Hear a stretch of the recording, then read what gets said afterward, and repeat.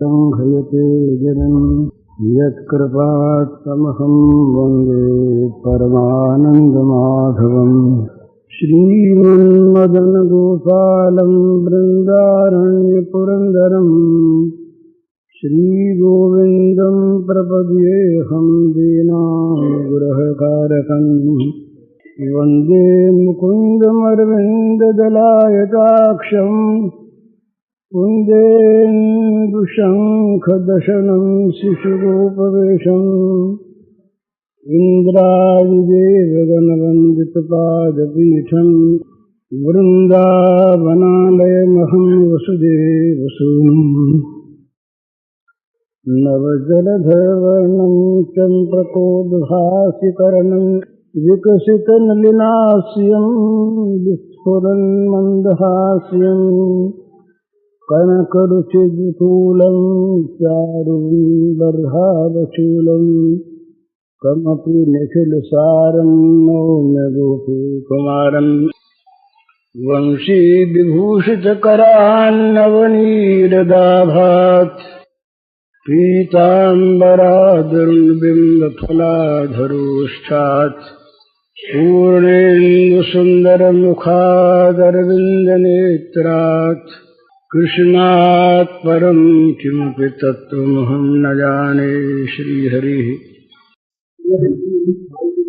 तो बड़ा अच्छा तो ये इन लोगों ने मेरे साथ जबरदस्ती की। ये जबरदस्ती की और जबरदस्ती मुझे खींच के ले आए। मैंने कहा मुझे सुनने दो। नहीं, मुझे बड़ा अच्छा लग रहा था, बड़ा अच्छा। ये अनुभव कुछ नहीं है महाराज। ये जिस प्रकार से आपने अभी कहा ना, ये सब कुछ दूसरों से लिया हुआ है और वो दे देना है। इसी प्रकार ये जो कुछ भी कहा जाता है, कम से कम मेरे जैसे आदमी के द्वारा, मैं पढ़ा लिखा आदमी नहीं, ये सब आप लोगों की जूठन है।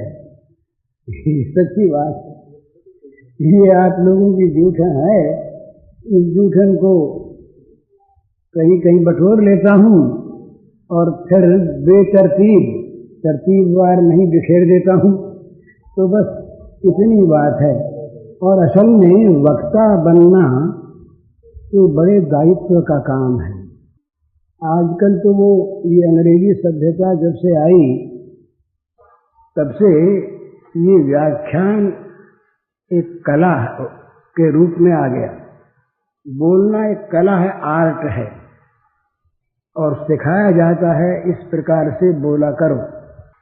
और बोलने में जिसको बोलना आता है वो ऐसा कलाकार होता है कि जहाँ चाहे वहाँ रुला दे, जहाँ चाहे जहाँ हंसा दे, जहाँ चाहे वहाँ उत्तेजित कर दे, जैसा चाहे शांत कर दे। ये कला है, परंतु ये साधना नहीं। बोलने का अधिकारी या तो वो है जो साधक आपस में अपनी चर्चा करते हैं, वहाँ बोलना चाहिए।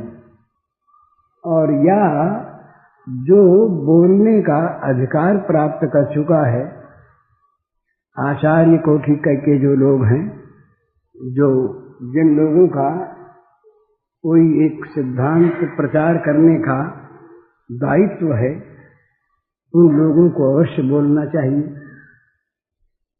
परंतु हरेक आदमी बोले और हरेक आदमी लिखे तो वो लेखन कला और वक्तृत्व कला तक ही वो चीज सीमित रह जाती है। वो बड़े महत्व की चीज नहीं रहती। इसी प्रकार वो उसका कोई असर भी नहीं होता। बोलने वाला ऐसी बात बोले कि कभी कभी सोचा करता हूं मैं, बन नहीं पाता। बोलने वाला ऐसी बात बोले जो स्वयं करता हो, जो कहे वो सिद्धांत सच्चा हो। एक बात, ऐसा नहीं कि वो जैसी बह बयार पीठ तैसी कर दीजिए, जैसा स्टेज हो वैसा बोले, वो कला है।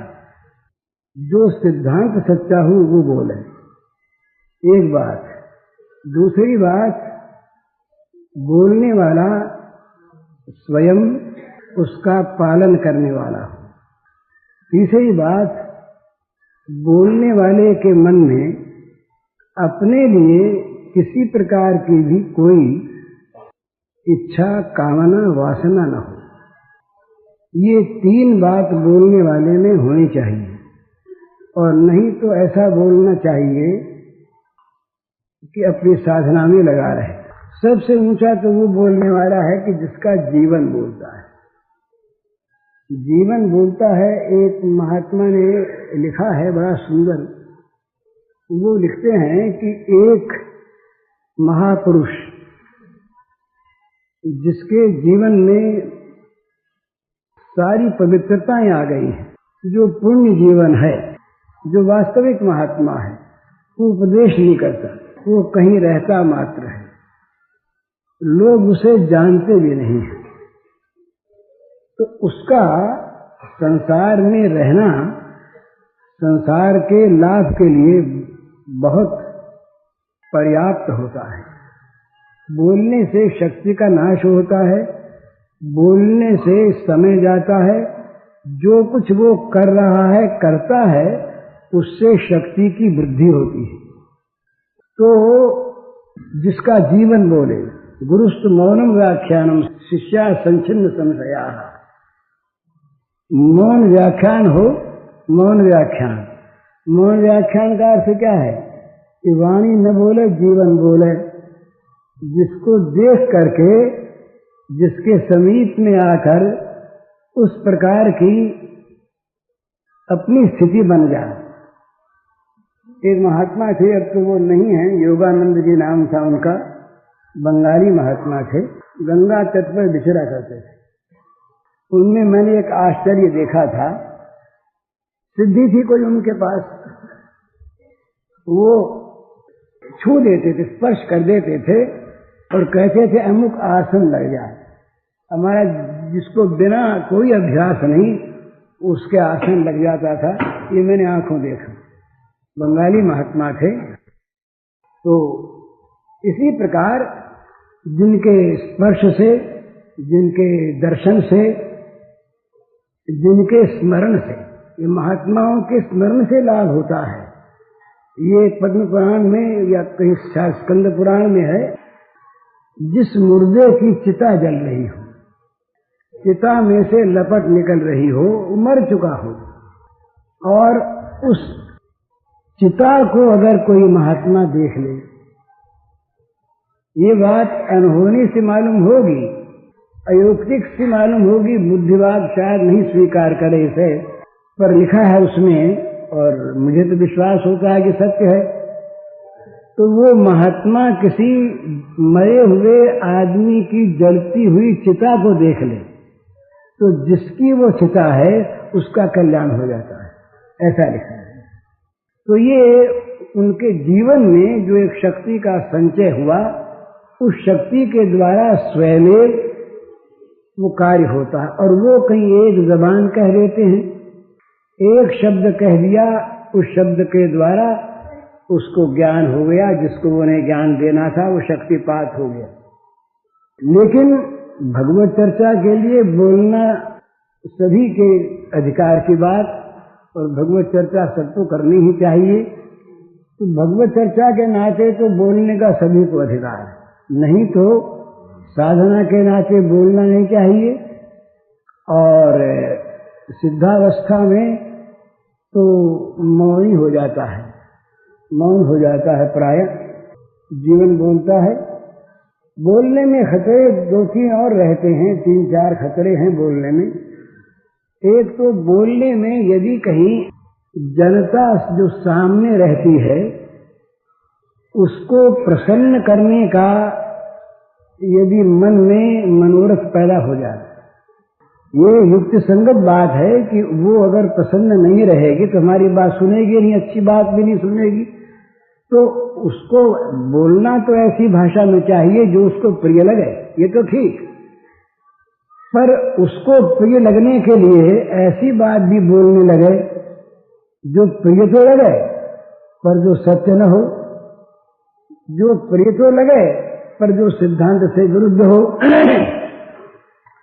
तो वो गिर जाता है। तो ये बात अक्सर बोलने वालों में और खास करके राजनीति में तो ये बात कही जाती है कि हम तो भाई जनता को अपने पक्ष में लाना चाहते हैं और पक्ष में लाने के लिए जनता का मैं रखना चाहते हैं। जिस बात में जनता प्रसन्न हो वो बात हम कहते हैं। जनता जब हमारी हो जाएगी उसके बाद हम जनता को समझा लेंगे, ऐसा वो युक्तिवाद उपस्थित करते हैं, पर उसमें धोखा ही खाते हैं। तो बोलना वास्तव में बड़ी जिम्मेवारी की चीज है और बोलने की आदत पड़ जाती है। जैसे प्यास होती है ना, वैसे बुलास होती है। बुलास ये जिसको मैं तो भुक्तभोगी हूं ना, जानता हूं। जो नहीं बोलने वाले हैं उनको पता नहीं है। दूसरे लोग बोलते हों और अपने को बोलने का समय न मिले तो जी घबराने लगता है और वहां के प्रबंधकों पर मन में रोष आने लगता है। वो बुलास जो है वो बार बार प्रेरित, तो फिर वहां पर नलगन भी बोला जाता है। तो ये सब बात में इसलिए कह गया कि कोई वक्ता हो इसीलिए वो महत्व का हो गया, उसे ऊंचे आसन पर मेरी तरह से बैठना चाहिए, ये आवश्यक नहीं है। वो तो मैं तो इसलिए बैठाता हूँ किसी तो महात्मा को अपने पास, ये सच कहता हूँ, बनाव की बात नहीं कहता। मेरे मन में ऐसा रहता है कि कोई बड़ा पास बैठा रहे। बड़ा मैं गेरुआ वाले को हरेक को बड़ा मानता हूँ, चाहे वो छोटा ही हो। मेरे मन में ऐसी श्रद्धा है, चाहे गेरुआ बिगड़ गया हो आज, पर मुझे गेरुआ प्रिय लगता है, आदरणीय लगता है स्वभाव से। तो मैं देखता हूँ कि कोई गेरुआ वाले के बगल में बैठ गया तो मुझे एक बल मिल गया, एक आश्रय मिल गया। ये मेरा आज का नहीं, बहुत पुराना स्वभाव है। तो मैं तो अपने लाभ के लिए, अपने स्वार्थ के लिए पास बैठाना चाहता हूँ, ये मेरी बात है। और इसका आपने कहा जरूरी है क्या, तो मैं समझता हूँ कि मेरे लिए तो जरूरी है, और अपनी जरूरी न हो, मेरे लिए जरूरी है। तो ये तो बात हो गई। अब जो बात जो और कहें थी वो बात ये है, जो सवेरे बात अपने चल रही थी मुख्य साधन की और अनन्य साधन की। यहाँ ये साधन की बात इसलिए मैं कहा करता हूँ, दो ही बात अधिक कहनी है। सिद्धावस्था की बात तो कही जाती नहीं, और ये कहना भी बड़ी हिमाकत है कि वो क्या वस्तु इसे मैं जानता हूँ। ये कहना नहीं बनता। वो क्या है, जो जानता है वो कहता नहीं, जो कहता है वो जानता है, और मैं तो जानता भी नहीं। तो ऐसी अवस्था में सिद्धावस्था की बात तो कहनी आती नहीं, कहनी चाहिए नहीं और है नहीं। साधनावस्था की बात कहनी चाहिए और वही अधिक कही जाती है, वही सबके काम की होती है। तो साधनावस्था में जो जो काम करने हैं वो थोड़े बहुत सभी के लिए लाभकारी होते हैं। मन का नियंत्रण, वाणी का नियंत्रण, शरीर का नियंत्रण, इंद्रियों का संयम, ये सभी के लिए आवश्यक होता है। और ये आवश्यक बात भी कि सारी इंद्रियों के द्वारा भगवान का भजन होना चाहिए। अर्थात हमारा मन भी, हमारा शरीर भी, हमारी वाणी भी, हमारी बुद्धि भी, ये सभी भगवान के सेवन में निरंतर लगी रहें, तब वो ठीक साधना बनती है। थोड़े काल के लिए भगवान में लगे और थोड़े काल के लिए जगत में लगे, ये भी न लगने की अपेक्षा अच्छा है। लेकिन वास्तविक लाभ तो तभी होगा जब भगवान में ही लगे रहें। जगत में कहीं लगे आवश्यकता अनुसार, तो भगवान में लगी रहने के कार्य में सहायता के रूप में लगे, बाधा के रूप में तो लगे ही नहीं, स्थान रोक कर लगे ही नहीं। तो साधना में इसलिए विशेष सावधानी की आवश्यकता है, और इसीलिए साधना सामूहिक नहीं हुआ करती, साधना व्यक्तिगत हुआ करती है। क्योंकि साधना में अपना अपना साधन अगर एक साथ हो तब भी साधना का स्तर सबका एक सा नहीं होता। जो बराबर चलने वाले दिखते हैं उनमें भी कोई न कोई अंतर रहता है प्रायः। तो निरंतर अपने आप को देखता है, साधक अपने आप को देखता रहे कि उसकी वृत्ति में, उसके अंतर में, बाहर नहीं, उसके अंतर में भगवान कितना रहते हैं और जगत कितना रहता है, ये मापदंड है। भगवान जब अधिक रहने लगे तो समझना चाहिए कि साधना में हम अग्रसर हो रहे हैं, ये बिल्कुल नियमित बात है। और अगर ये कहा जाए कि भगवान की प्राप्ति हो गई, हो जाएगी, ज्ञान प्राप्त हो गया, हो जाएगा, प्रेम प्राप्त हो गया, हो जाएगा, और संसार में हम वैसे के वैसे ही ज्यों के त्यों मन बुद्धि इंद्रियों को लगाए रखेंगे, ये बात होती हो तो होती होगी, समझ में आती है, अपने समझ में नहीं आती, होती होगी तो बड़ा अच्छा होती हो। अंधेरा और प्रकाश एक स्थान पर नहीं रह सकता। भगवान और भगवान का विरोधी जगत एक स्थान पर नहीं रह सकते। एक का परित्याग करना पड़ेगा और करना पड़ता है। हम लोग जब भोगों में लगे रहते हैं, चाहे हम कितने ही कहें, उस समय भगवान हमारे द्वारा परित्यक्त हो जाते हैं। हम भगवान को उस समय छोड़े हुए रहते हैं, वो नहीं छोड़ के जाते, ये उनकी दया है, उनका स्वभाव है, उनका स्वरूप है। पर हम उन्हें छोड़ देते उतने समय के लिए जिस समय हम भोग जगत में रहते हैं। तो साधक को ये निरंतर ध्यान में रखना है, वो रोज रोज अपने आप को सवेरे, दोपहर को और रात्रि को 3 बार, ये त्रिकाल संध्या जो होती है ना, ये भगवान के धाम में एक बार उपस्थित हो जाना है, अपने मन को, इंद्रियों को, वाणी को भगवान की सेवा में ले जाना है। ये 5 बार की नमाज किस लिए है? हरि बाबा ने एक बात लिखी थी, बड़ी सुंदर, बहुत पहले कल्याण में छपी थी, कि एक मौलवी साहब नमाज पढ़ा करते थे 5-5 बार, और 30 साल पढ़ते हो गए उनको। तो उनके मन में आ गया कि 30 साल नमाज पढ़ते हो गए, अब तो खुदा हमारे ही हो गए हैं, कोई बात नहीं। तो उनको कोई आकाशवाणी सुनाई दी कि तुम्हारी बंदगी से हम खुश नहीं हैं। तो मौलवी साहब बड़े नाराज हुए भगवान पर, इतने दिन 30-30 साल हो गए हमको सेवा करते, बंदगी करते, और अब भी आप नाखुश हैं, तो फिर खुश कैसे होंगे, कब होंगे? तो आकाशवाणी ने, भगवान ने पूछा कि भाई एक बात बताओ, तुम जिस समय अकेले में नमाज पढ़ते हो उस समय और समाज में बैठ के जब नमाज पढ़ते हो उस समय कुछ अंतर रहता है क्या?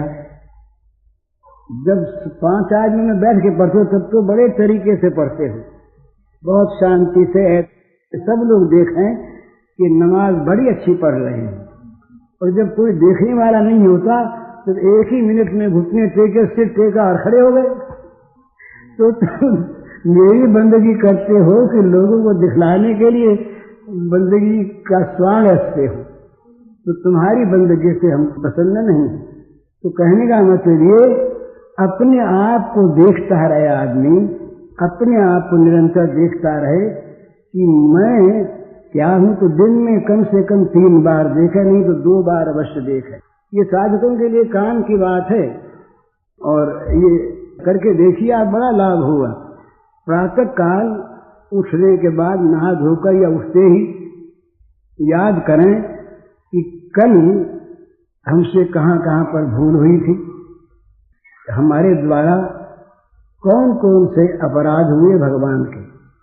ये वाणी से कला बोलना, झूठ बोलना, दूसरे का अहित करना, किसी के हित में बाधक होना, इंद्रियों के द्वारा कुचेष्टा करना, ये सभी अनर्थ हैं, ये नहीं होने चाहिए, पर होते हैं, छोड़ने हैं।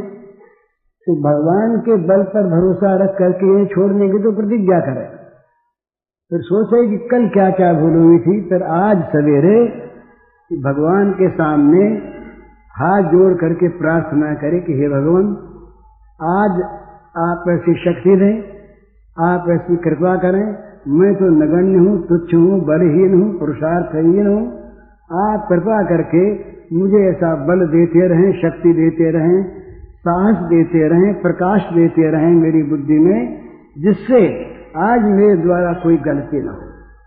फिर मन में प्रतिज्ञा करे कि आज गलती नहीं करनी है, नहीं कर रही। फिर शाम को दिन भर में क्या गलती हुई उसका प्रायश्चित, और कल गलती नहीं करनी। यूं आप कुछ दिन तक अगर देखेंगे अपनी डायरी को तो 2 लाभ होंगे। ये आप करके देखिए, बिल्कुल करके देखने की चीज है, ये प्रैक्टिकल चीज है, कोई कहने की नहीं। आपके दोष आपको दिखाई देने लगेंगे। फिर अभी तो हम अपने दोषों की तरफ से कितने बेखबर हैं कि कहां कहां पर हमसे भूल होती है, ये हमको पता ही नहीं है। दिन में कितनी बार हमसे भूल हो जाती है, कितनी बार हम भगवान को भूल जाते हैं, कितनी बार हम भगवान से विरोधी आचरण कर बैठते हैं, हमें याद ही नहीं है, ज्ञान ही नहीं है।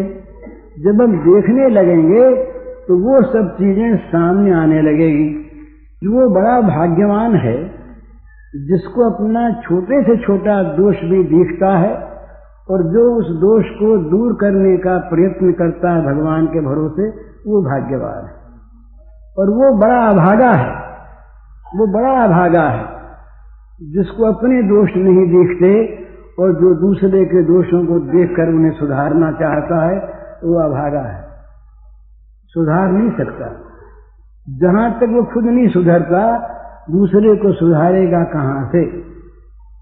तो मनुष्य को अपने लिए सावधानी के साथ, ये समाज की सेवा है। भला समाज में एक व्यक्ति अगर सुधर गया तो समाज का एक अंग सुधर गया, और व्यक्ति अगर बहुत सुधर गए तो समाज का बहुत अंग सुधर गया। यूं समाज सुधरा, जात सुधरी, देश सुधरा, विश्व सुधरा। तो अपने आप को सुधारने की चेष्टा प्रयत्न पूर्वक करनी है, केवल सोच कर नहीं, सक्रिय होकर, क्रियावान होकर। ये रोज रोज अपने आप को, तो अपने एक तो दोष दिखाई देने लगेंगे, ये एक लाभ होगा। दूसरा लाभ क्या होगा? जहां अपने दोष दिखाई देंगे ना, वहां अपना अभिमान गलेगा और दूसरे के दोषों को देखने की प्रवृत्ति कम हो जाएगी। भाई क्या देखें, क्या देखें? हम किसी बात में कम हो तब न देखें। बुरा जो देखन में गया बुरा न पाया कोई, जो तन देखा अपना मुझसा बुरा न कोई। क्योंकि अपनी बात हम जानते हैं, हमारे मन में कहां कहां पर क्या क्या कमजोरियां हैं, दूसरे उसको पहचान नहीं सकते। वो तो बेचारे अपनी आंख से हमें सज्जन देखते हैं, पर हमारे मन में कितनी दुर्जनता बसी हुई है। वो सुकरात की जीवनी में आता है, कुछ ज्योतिषी आए तो ज्योतिषियों ने हाथ देख देख के कहा कि भाई तुम्हारे में तो काम का दोष है। तो चेले जो है वो सब बड़े नाराज हो गए, बोले हमारे गुरुजी पर ये लांछन, खफा होने लगे। तो सुकरात ने कहा ये ठीक कहता है, इसने हमारे मन को पढ़ा है, तुम हमारी ऊपर की बात देखते हो। हमारे मन में दोष आता है, तो जब तक मन में दोष तब तक हमारे अंदर दोष। एक गुरुजी रहे, वो मंदिर में पूजा करते थे ठाकुर जी की, और बाहर उनका चेला एक चरणामृत बांट रहा था। चेला योगी था, तो चरणामृत बांट रहा। किसी ने आकर के पूछा, बोले महाराज जी कहाँ गए हैं? तो चेले के मुंह से निकल गया, वो तो शराब खाने गए हैं। अब सुनने वाले के मन पर तो बड़ा असर पड़ा, बड़ा दुख हुआ कि देखो ये कितना नालायक है। कितने बड़े महात्मा जो दिन रात पूजा में रहते हैं, कहता शराब खाने गया। बड़ा दुख मन में बैठ गया। थोड़ी देर के बाद महाराज जी गर्भगृह से बाहर निकले पूजा करके। महाराज जी आए, दंडवत किया, बैठ गए। महाराज जी से उसने कहा, महाराज जी एक बात कहनी है, ये आपके जो शिष्य हैं ये बड़े उद्दंड हो गए। बोले क्या उद्दंडता की आपके साथ? बोले महाराज जी आप मंदिर में थे, अभी पूजा कर रहे थे, ये क्या इनको मालूम नहीं था? बोले इनके सामने गया था, मालूम कैसे नहीं था, सब जानते ही हैं। तो बोले झूठ कैसे बोले? बोले क्या झूठ बोले? बोले इन्होंने कहा, मैंने पूछा तब कि वो तो शराब खाने में गए हैं। तो गुरुजी हंस पड़े। बोले महाराज आप तो क्षमा मांगने हंस रहे हैं, इतना बड़ा अपराध? बोले अपराध नहीं भैया, ये सच कह रहा है, सच कह रहा है। मंदिर में से आप निकले, सच कैसे कह रहा है?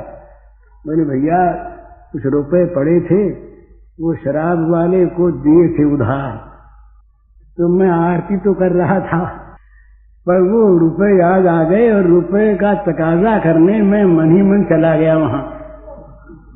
तो इसने मेरे मन को देखा और तुमने मेरे शरीर को देखा। तो ये ठीक कहता है, उस समय मैं मंदिर में नहीं था, मैं शराब खाने में था। तो कहने का मतलब ये है कि जहां हमारा अंतर है वहां हम हैं। तो हमारे अंतर में जब भगवान आके बस जाएं, भगवान रहें, हम नरक में रहने पर भी वो नरक नहीं रहेगा, वैकुंठ हो जाएगा जब भगवान हमारे अंदर आकर के बस जाएंगे तब। तो ये देखना है साधक को कि भगवान कितना हमारे अंदर बसे हैं, जगत कितना बसा है। भगवान का बसने का समय बढ़ रहा है कि नहीं, कि जगत का बढ़ रहा है? अगर भगवान के बसने का समय बढ़ रहा है, अगर जगत की विस्मृति अधिक हो रही है, अगर जगत की तरफ आकर्षण घट रहा है, यदि हम भोगों से उपरति हो रही है, दो ही चीज करनी है साधक को, भोगों से आत्यंतिक उपरति और भगवान की अखंड स्मृति, बस अगली चीज अपने आप हो जाएगी। सामने रहने पर भी भोग दिखाई न दें, भोग आकर्षित न कर सकें, ये साधक में हो तो जगत नहीं रहा, जगत नहीं रहा। तो जीवन में से जगत निकले और जीवन में भगवान का प्रवेश हो, भगवान घर कर लें। हमारे अंतर को भगवान अपना निवास स्थान बनाकर उस पर अपना अधिकार कर लें।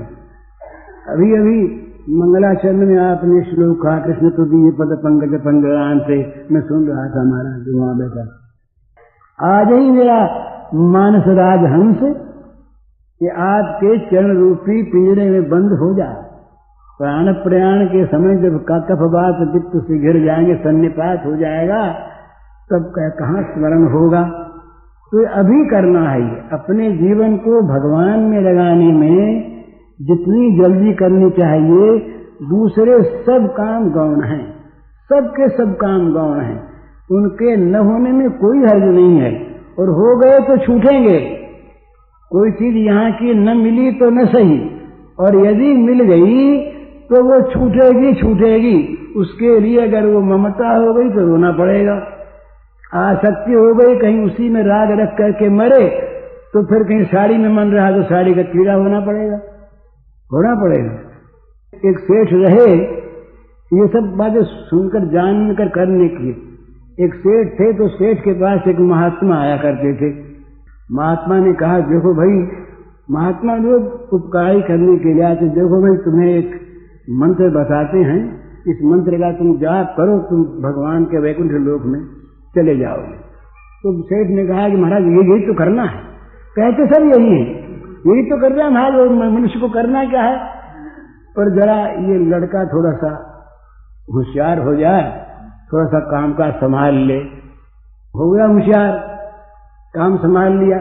बोले ये तो हो गया महाराज। फिर महाराज जी बोले अब चलो, अब लेखन है तुमको। हाँ बोले महाराज अब तो बस कुछ बात है, थोड़ा सा काम, एक काम है। वो काम कभी चूकता होता नहीं, एक काम रहा है, इसके एक लड़का हो जाता, लड़का हो गया। फिर महात्मा जी बोले अब होते होते लड़के का जनेऊ हुआ और ब्याह हो, ब्याह भी लड़के का हो गया। महात्मा जी कहना अब चलो। बोले महाराज अब तो चलना ही है, कोई बात बाकी रही नहीं। पर जरा प्रपौत्र का मुंह देख लें, ये शास्त्रों में लिखा है कि उससे बड़ा लाभ होता है।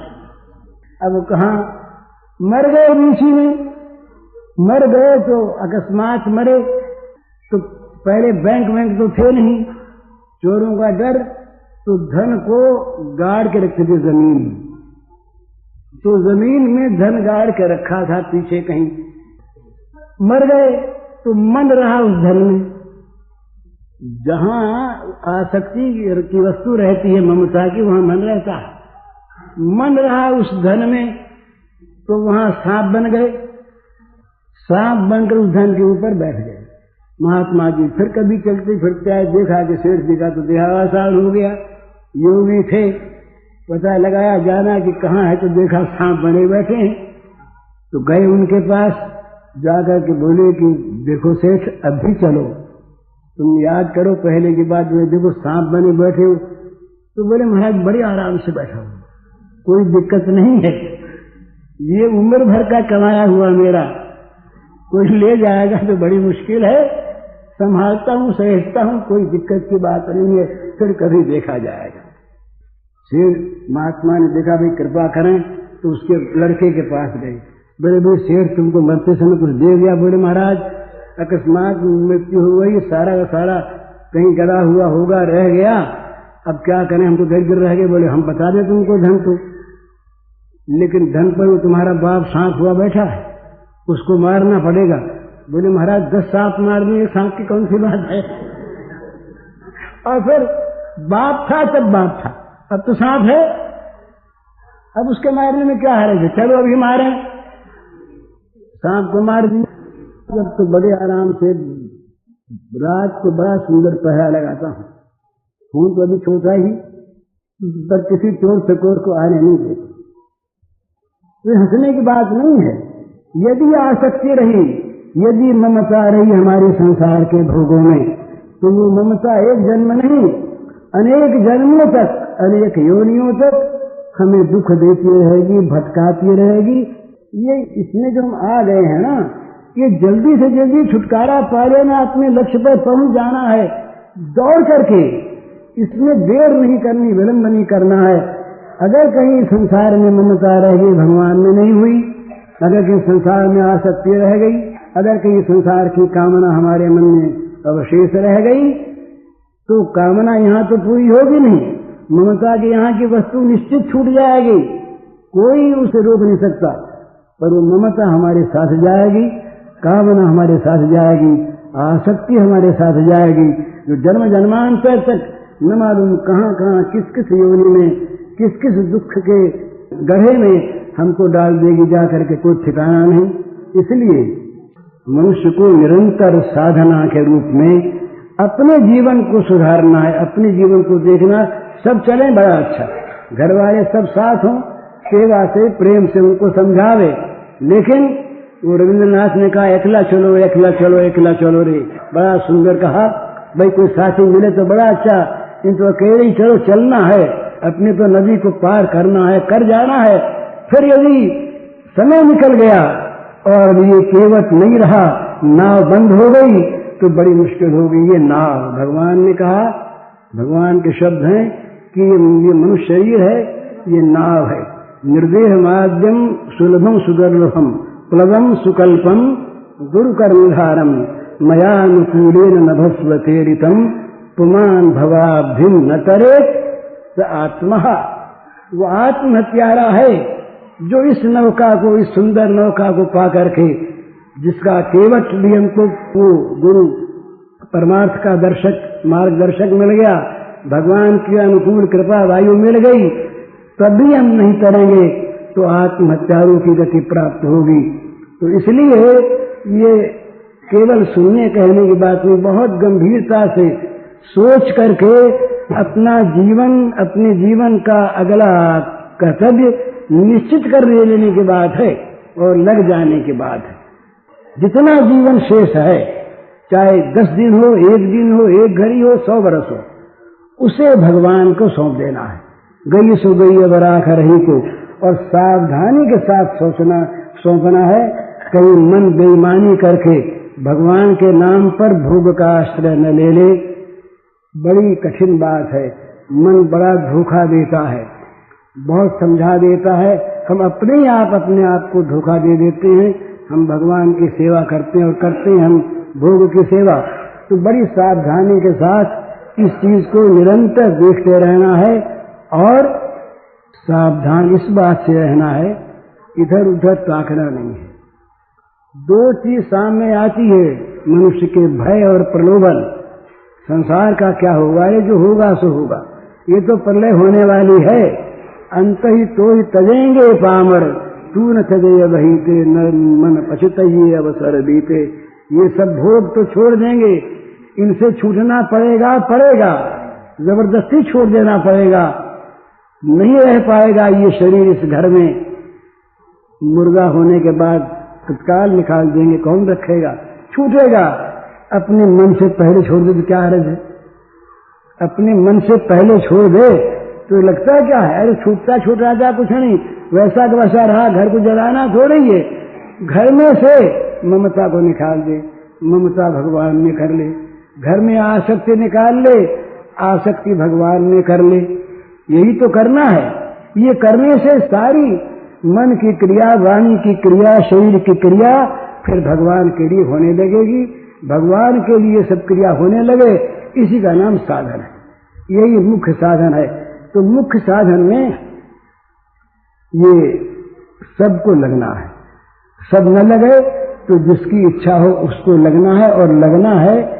ये बात बहुत बार बार स्फुरित मन में इसलिए होती है कि आजकल हम लोग प्रमाद बहुत करते हैं। प्रमाद का अर्थ क्या है? जो काम नहीं करना चाहिए उसे करते हैं, और जो करना चाहिए उसे त्याग देते हैं। यही प्रमाद है। प्रमाद ही मृत्यु है, प्रमाद ही मृत्यु है। तो प्रमाद में न पड़े। मानव जीवन का एक एक श्वास बहुमूल्य है। अब मान लीजिए इसी श्वास में मृत्यु आ जाए, और श्वास के समय अगर हमारा मन भोग में रहे तो मारे गए ना हम। तो अभी चाहे मौत आ जाए, मौत आते समय, मौत आने के समय हमारा मन भगवान में रहे। ये भगवान से प्रार्थना करें, यही अभ्यास करें। इसमें जो सहायक हो, जो चीज, जो प्राणी, जो पदार्थ, जो परिस्थिति, जो साधना, जो वस्तु, उसको ग्रहण करें, और जो उसमें बाधक हो उसको नमस्कार करें। कहने सुनने की आवश्यकता नहीं, विज्ञापन की जरूरत नहीं। अपना काम अपने आप करना है, और ये अपने आप को करना है, और आज ही करना है। ये बड़ी त्वरा की चीज है, और ये मानव जीवन के सिवा और कहीं होता नहीं है। इसीलिए मानव जीवन की इतनी महत्ता। और इसमें एक बड़ी सुंदर चीज ये है कि मानव मात्र का अधिकार है। इसमें ये नहीं कि अमुक जात का आदमी हो, अमुक वर्ण वर्ग का आदमी हो, अमुक प्रकार का आदमी हो, पुरुष हो व स्त्री हो, ये कुछ भी नहीं। केवल जो चाहता है वो पाता है, इतनी बात है। जो भगवान को चाहता है भगवान को पाता है। जो भगवान का आश्रय लेना चाहता है उसको आश्रय मिल जाता है। भगवान ये नहीं देखते कि तुम कौन हो, क्या हो। तो सीधी चीज है, कठिन चीज नहीं है। सत्य की उपलब्धि सहज होती है, असत्य को सत्य बनाए रखने की अपेक्षा। बनाए रखने का ठेका ले लिया। असत्य जगत है, इसमें सुख नहीं है। हम इस असत्य को सत्य मान करके चलते हैं, उसको सत्य सिद्ध करना चाहते हैं, और इसमें से सुख सिद्ध करते हैं, सुख पाना चाहते हैं। ये कभी होने का नहीं। हमारा सारा प्रयास व्यर्थ गया, व्यर्थ जाएगा, व्यर्थ जाने वाला है। क्योंकि ये तो असत्य में सत्य की कल्पना भले ही हो, असत्य जो है वो सत्य कभी होगा नहीं। और सत्य में सत्य की उपलब्धि, ये तो बड़ी सीधी बात है। वो तो है ही, है ही। तो भगवान तो है ही, और जगत है नहीं जिस रूप में हम देखते हैं, इस रूप में। इसलिए जगत को पकड़े रहना, ये असत्य को पकड़े रहना है। जगत को पकड़े रहना, दुख को पकड़े रहना है। जगत को पकड़े रहना, विनाश को पकड़े रहना है। और भगवान को ग्रहण करना, ये सत्य का ग्रहण है, सुख का ग्रहण है, अमरता का ग्रहण है। भगवान सच्चिद आनंद हैं। भगवान को ग्रहण करने वाला सच्चिद आनंदमय हो जाता है। ये उसका जीवन का वास्तविक और आखिरी लक्ष्य होना चाहिए, और है। इसीलिए मानव जीवन मिला है। तो इसमें जितना हम प्रमाद करते हैं, ये फालतू बात बहुत करते हैं। हम लोग दिन में जब बैठते हैं ना, तो दुनिया की चर्चा न मालूम कितनी करते हैं, उसकी निंदा, उसकी स्तुति। कुछ नहीं आने जाए, इसमें कुछ नहीं होता। ये अगर निंदा करते हैं दूसरों की, तो दोष नहीं याद करते हैं। जिन चीजों को हम याद करते हैं वो चीज हमारे मन में जाकर इकट्ठी होती है। क्या फायदा हुआ? तो अन्येषु दोष गुण चिंतन माशु मुक्तवा, वो तो कहते हैं गुणों का भी चिंतन मत करो। गुणों का चिंतन करोगे उसमें आसक्ति होगी, दोषों का चिंतन करोगे द्वेष होगा। पर दोष चिंतन करे ही नहीं, फालतू बात करे नहीं, जीव को फुर्सत नहीं मिलनी चाहिए भगवान के नाम से।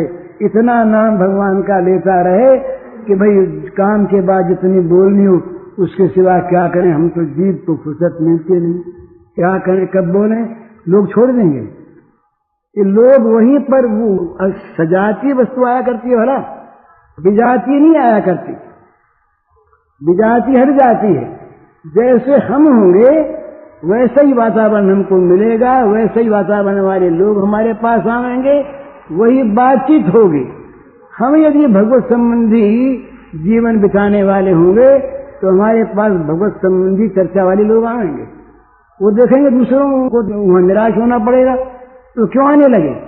अपना अपना ढंग देखते ना लोग, तो जहां उनकी मूर्ति नहीं वहां नहीं आते, अपने आप उसको छोड़ देते हैं। छोड़ना नहीं पड़ता, तो अपनी तरफ से अपने आप रिजर्व हो जाए भगवान की सेवा की सीमा में, बस अपने को रिजर्व कर दें, उसके बाहर अपने को भरसक न जाने दें। उसके अंदर जो चीजें रहती वो रहें और बाहर वाली आवे नहीं, और आवे तो उनसे जरा मुंह फेर लें। जरा सा मुंह फेरने कुछ लगता लगाता नहीं है। जगत की नाराजगी का कोई मूल्य नहीं और भगवान की प्रतिकूलता का बहुत बड़ा दोष। ये नर नरक रूप जीवत जगत भव भंजन पद विमुख अभागी। वे अभागे हैं और उनका जीवन नरक रूप है। जो भगवान के चरण कमलों से विमुख हैं वे लोग अभागे हैं।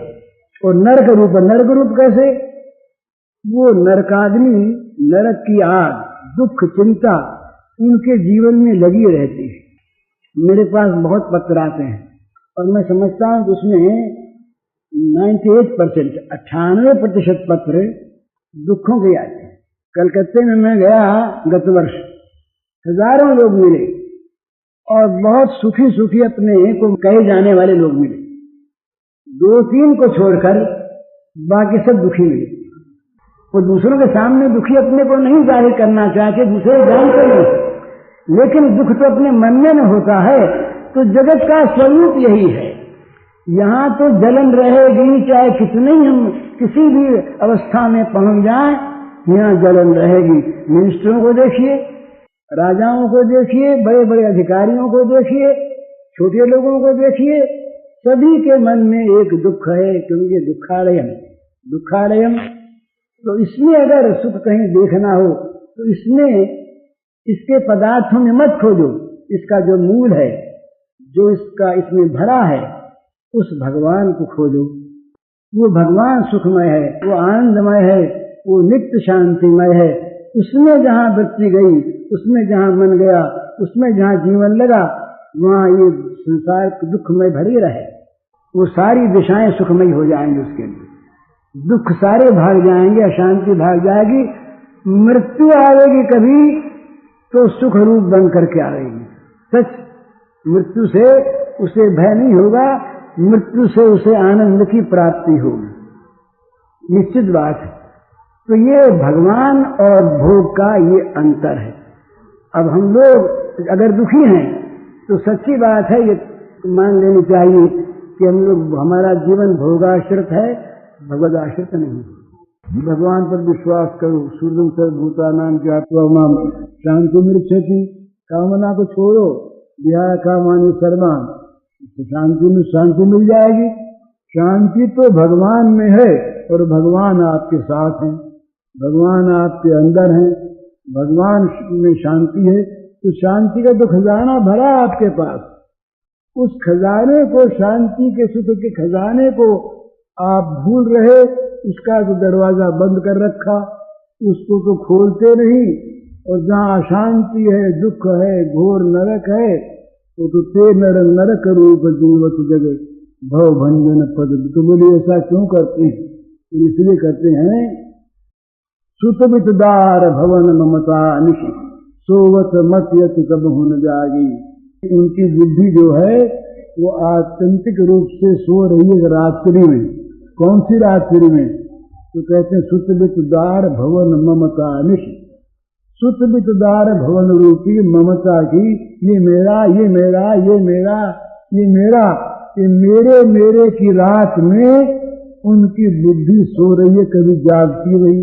इसीलिए हरिनाम सुधा सजी छठ हठी पियत विषय विषमांगी। विषय रूपी जहर को बड़े बड़े बुद्धिमान लोग मांग मांग कर पीते हैं। ये जहर दे दो भगवान, ये जहर दे दो भगवान, ये जहर दे दो। भगवान हंसते हैं, अरे हमारे पास आकर के जहर मांगते हो, हम तो अमृतमय हैं। तो नहीं महाराज, आपका अमृत तो पीछे लेंगे, पहले हमें हमारा अमृत दे दो। तो अमृत क्या है? शास्त्र सरकार कहते हैं विषयान विषवत्यज, विषयों को विष के समान परित्याग करो। ये जहां तक विष का भंडार भरा है हमारे जीवन में, वहां तक विष की ज्वाला हमें जलाती रहेगी, शांत कैसे होंगे? इस विष के बदले में अमृत भरे, इसके बदले में भगवान को भरे।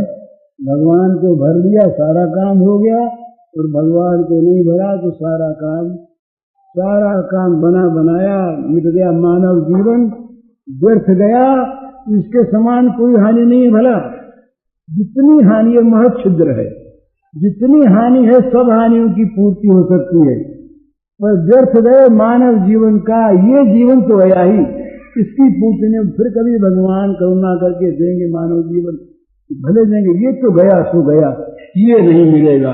तो इसलिए मानव जीवन व्यर्थ न जाए। अभी जितना हाथ में है तो उसमें से काम बन सकता है, तो सावधानी के साथ इसमें लगिए और हमको आशीर्वाद दीजिए, हम भी लगे। ये प्रार्थना है। हरिओम। जीवन में साधन की आवश्यकता विषय प्रवचन पूज्य श्री भाई जी हनुमान प्रसाद जी पोद्दार के द्वारा मृति बैसाख सुदी पूर्णिमा संवत 2025 रविवार दिनांक 12 मई 68 को सायंकाल 5:45 बजे करीब गीता भवन हॉल में हुआ। जय सीताराम सीताराम सीताराम, जय सीताराम जय सीताराम सीताराम सीताराम, जय सीताराम सीताराम सीताराम, जय सीताराम सीताराम सीताराम, जय सीताराम सीताराम सीताराम, जय सीताराम सीताराम सीताराम, जय सीताराम सीताराम सीताराम, जय सीताराम सीताराम सीताराम, जय सीताराम सीताराम सीताराम, जय सीताराम सीताराम सीताराम,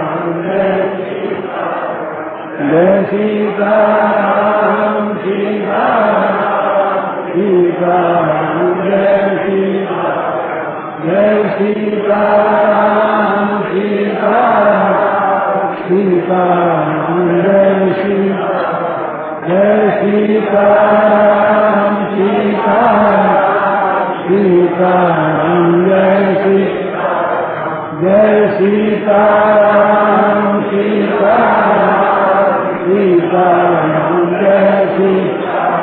जय सीताराम सीताराम सीताराम, जय सीताराम सीताराम सीताराम, सीताराम सीताराम सीताराम, जय सीताराम सीताराम सीताराम, जय सीताराम सीताराम सीताराम, जय सीताराम सीताराम सीताराम जय सीताराम जय सीताराम सीताराम सीताराम जय सीताराम जय सीताराम सीताराम सीताराम जय सीताराम जय सीताराम सीताराम सीताराम जय सीताराम सीताराम सीताराम जय सीताराम जय सीताराम सीताराम सीताराम जय सीताराम सीताराम सीताराम जय सीताराम जय सीताराम सीताराम सीताराम जय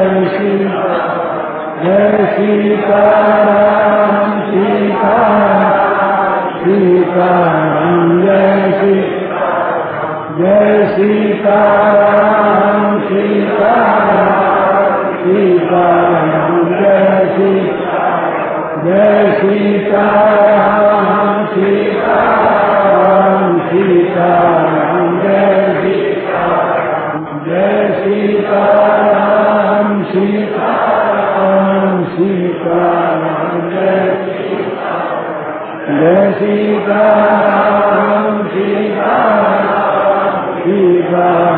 जय सीताराम जय सीताराम सीताराम सीताराम जय सीताराम सीताराम सीताराम जय सीताराम जय सीताराम सीताराम सीताराम जय सीताराम जय सीताराम सीताराम सीताराम जय सीताराम जय सीताराम सीताराम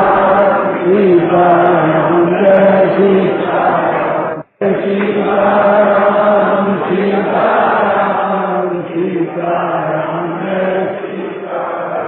जय सीताराम सीताराम सीताराम जय सीताराम सीताराम सीताराम जय सीताराम सीताराम सीताराम जय सीताराम जय सीताराम सीताराम सीताराम जय सीताराम जय सीताराम सीताराम सीताराम जय सीताराम जय सीताराम सीताराम सीताराम जय सीताराम जय सीताराम सीताराम सीताराम जय सीताराम जय सीताराम सीताराम सीताराम जय श्यावर रामचंद्र की जय मोर मुकुट बंसी वाले की जय। श्री कृष्ण गोविंद हरे मुरारे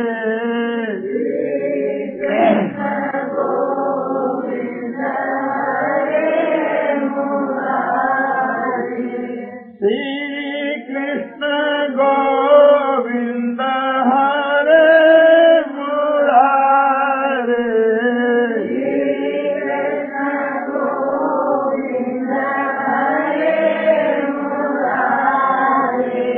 हे नाथ नारायण वासुदेव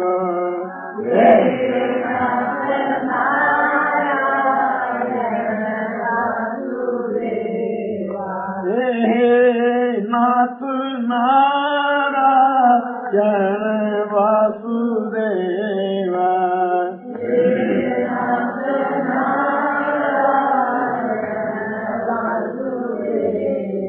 हे श्री कृष्ण गोविंद हरे मुरारे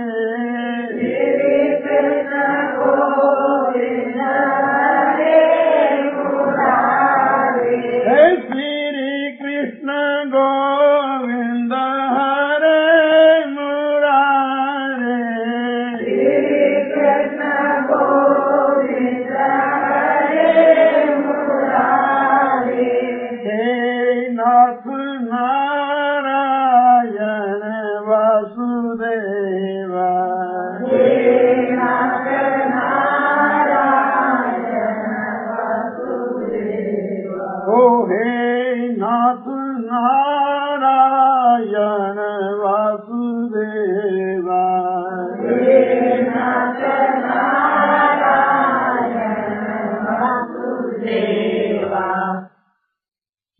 कृष्ण गोविंद हरे मुरारे